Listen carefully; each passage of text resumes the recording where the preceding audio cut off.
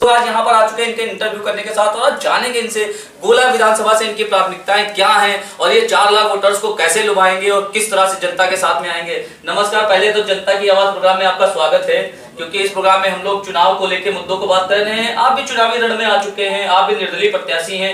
आप गोला की जनता का विकास और साथ किस तरह से करेंगे, क्या आपके प्रमुख एजेंडे हैं? बहुत बहुत धन्यवाद सर्वप्रथम मंडल केसी टाइम्स के वरिष्ठ पत्रकार आदरणीय सोनू रस्तोगी जी का कि आप आए और आप मेरी बात को जनता तक पहुंचाना चाहते हैं। आपने सर्वप्रथम पूछा कि 4 लाख वोटर्स हैं और आप उनको कैसे लुभाएंगे, कैसे क्या मुद्दे रहेंगे आपके। तो मेरा चुनावी मैनिफेस्टो में घोषित कर चुका हूं, मैं लोगों को बता रहा हूं लगातार इंटरव्यू के माध्यम से, फेसबुक के माध्यम से, वेरियस सोशल मीडिया प्लेटफॉर्म्स के माध्यम से, जिसमें मेरी सर्वप्रथम पहली प्राथमिकता है कि ब्लड बैंकों की स्थापना मैं विधानसभा के अंदर कराऊंगा। दूसरी मेरी प्राथमिकता है कि 500 ठंडे पानी के वाटर कूलर में पूरी विधानसभा के अंदर लगवाऊंगा। तीसरी मेरी प्राथमिकता है कि अपने 5 साल के कार्यकाल में अगर गोला विधानसभा की सम्मानित जनता मुझे जनप्रतिनिधि के रूप में चुनती है तो मैं 10,000 बड़े बुजुर्गों को उनके धर्म के अनुसार उनके प्रसिद्ध तीर्थ स्थलों की निःशुल्क यात्रा करवाऊंगा।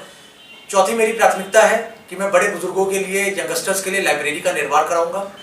पांचवी मेरी प्राथमिकता है कि मैं बड़े बुजुर्गों के लिए, महिलाओं के लिए, माताओं के लिए, बड़े बुजुर्गों के लिए निःशुल्क बस यात्रा रखूंगा। गोला विधानसभा के सभी जो सम्मानित माताएं बहनें हैं, बड़े बुजुर्ग हैं, पूरे जनपद लखीमपुर खीरी के अंदर। उसके बाद मेरी 7वीं जो प्राथमिकता है उसमें मैं मेडिकल कॉलेज स्थापना की बात करूंगा।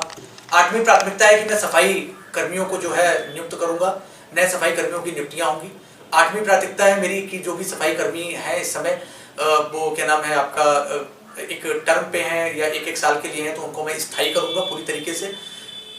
9वीं प्राथमिकता है मेरी कि मैं बैंकेट हॉल बनाऊंगा शहर के अंदर और सुरक्षा सिस्टम को मैं मजबूत करूंगा, कैमरे लगाऊंगा। और 9वीं मेरी प्राथमिकता है कि मैं पूरी विधानसभा को वाईफाई करने का प्रयास करूंगा।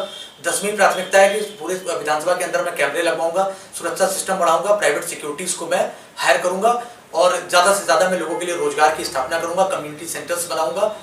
और इन्हीं सब चीजों को जब मैं बनाऊंगा तभी रोजगार स्थापित हो पाएगा हमारे शहर के अंदर।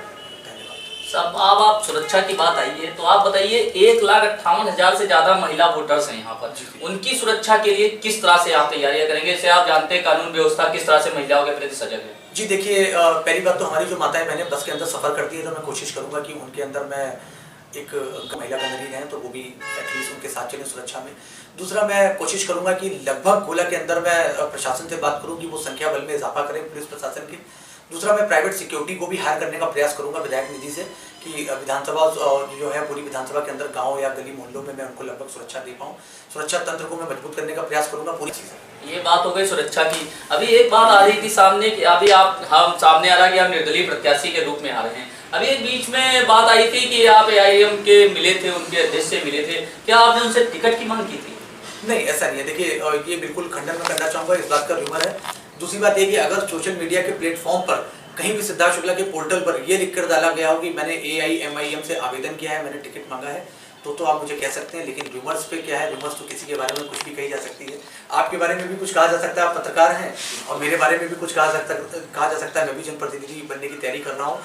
तो देखिए, मैं निर्दलीय बंदा हूँ, मैं जाति धर्म से ऊपर उठ के काम करता हूँ। मेरा राजनीतिक सामाजिक जीवन है, मुझे प्रभावशाली लोगों से मिलना अच्छा लगता है। मैं कल को बंगाल में मिलने जाऊँगा, कल को मैं जो है मुंबई में मिलने जाऊँगा, कल मैं जो हूँ मद्रास मिलने जाऊँगा, तो आप मेरे ऊपर आरोप लगाते रहेंगे तो आरोपों का कोई दौर नहीं है। मेरा निजी जीवन है, आज़ाद भारत में हूँ, आज़ाद विचारधारा है, आज़ादी से काम करूँगा। इसके लिए मुझे किसी से परमिशन लेने की और आज्ञा लेने की ज़रूरत नहीं है। और जब तक न्यायालय किसी को दोषी करार नहीं देता तब तक जनता को अधिकार नहीं है कि वो किसी को दोषी करार दे। सभी जाति धर्म के लोग इस देश के सम्मानित नागरिक हैं, सभी का सम्मान करना हर जाति धर्म के लोगों का परम कर्तव्य है। आपने अपना नामांकन पत्र दाखिल कर दिया है? नहीं, अभी नामांकन पत्र दाखिल नहीं करा है, प्रयास कर रहा हूँ, कोशिश करूंगा कि मैं उसको जल्द से जल्द दाखिल करूँ। जब भी दाखिल, यानी कि आप निर्दलीय रूप में अपना नामांकन पत्र दाखिल कराएंगे? नामांकन पत्र मैं निर्दलीय रूप में ही दाखिल करूंगा, ये मेरा वादा है। और मैंने कहा कि मैंने आपसे चीज़ है, आप पत्रकार हैं, आप मेरा इंटरव्यू ले रहे हैं, प्रत्याशी आपके सामने बैठा हुआ है, वो पूरी इस बात को घोषित कर रहा है कि मैं निर्दलीय प्रत्याशी के तौर पर ही अपना नामांकन कराऊंगा। तो अंत में आप हमारे चैनल के माध्यम से गोला की जनता से क्या अपील करना चाहेंगे? मैं गोला की जनता से ये कहना चाहूँगा कि मैंने बचपन में अपने पिताजी को खोया है, आर्मी में अधिकारी थे सन 93 में। उसके बाद मैंने अपनी माता जी को खोया, सुनीता मिश्रा एडवोकेट, सम्मानित अधिवक्ता थी, शहर की समाज सेविका थी, नोटरी थी, अध्यक्ष थी वकील संघ की गोला की। तो मैं चाहूँगा कि उन सबको आपने हाथ जो है पकड़ करके आगे बढ़ाया। तो मैं चाहूँगा आप सब इस बच्चे पर आशीर्वाद रखें। बड़े बुजुर्गों की उम्र बहुत लंबी रहे, मेरे विधानसभा के सभी सम्मानित बड़े बुजुर्गों की उम्र बहुत लंबी रहे, सभी का हाथ साथ मेरे ऊपर सदैव बना रहे।